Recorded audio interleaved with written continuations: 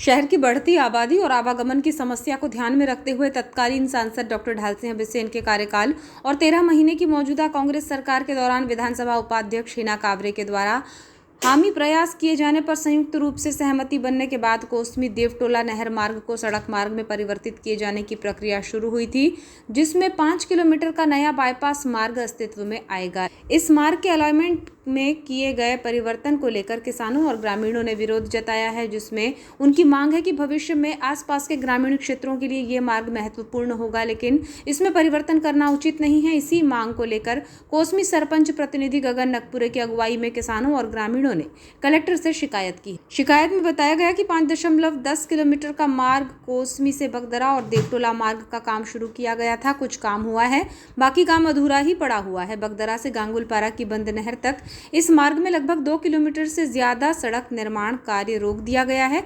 निर्माण agency Yashwanti construction है, जिस पर अलाइनमेंट के अनुसार मार्ग नहीं बनाए जाने के आरोप लगाए गए हैं। इसी को लेकर 17 जून को कलेक्ट्रेट पहुंचकर शिकायत भी की गई है।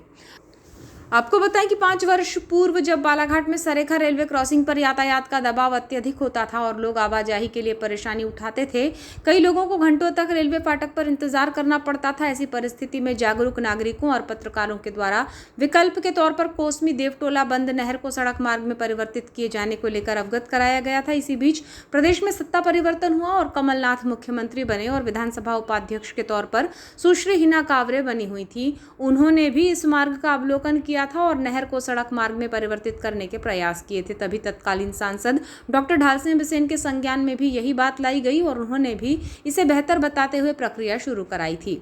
लोक निर्माण विभाग द्वारा एस्टीमेट तैयार किया गया और मौजूदा सांसद भारती पारधी के कार्यकाल में इस मार्ग के लिए 613.07 लाख रुपए की लागत से सड़क निर्माण किए जाने की राशि स्वीकृत हुई है। इस मार्ग को क्षेत्रीय ग्रामीण महत्वपूर्ण बता रहे हैं, जिसे लेकर सरपंच प्रतिनिधि गगन नकपुरे के नेतृत्व में 17 जुलाई को कलेक्ट्रेट पहुंचे और कलेक्टर से मुलाकात कर वस्तु स्थिति से उन्हें अवगत कराया। इस दौरान गगन नकपुरे ने कहा कि जिस ठेकेदार को वर्क ऑर्डर मिला है उसके अनुसार ही कार्य किया जाए। क्षेत्र का विकास इस मार्ग से होगा। आवागमन में समस्या है जो दूर होगी और लगभग 300 किसान, जिसमें कोसमी, बगदरा, सरेखा और बघोली, इन क्षेत्रीय किसानों को फायदा होना है। रास्ता बनेगा तो उद्योग की संभावनाएं भी बढ़ेंगी। उन्होंने बताया कि कलेक्टर साहब ने एसडीओ को कहा है कि अलाइनमेंट परिवर्तित नहीं किया जाएगा, जहां से सड़क स्वीकृत हुई है वहीं से बनेगी।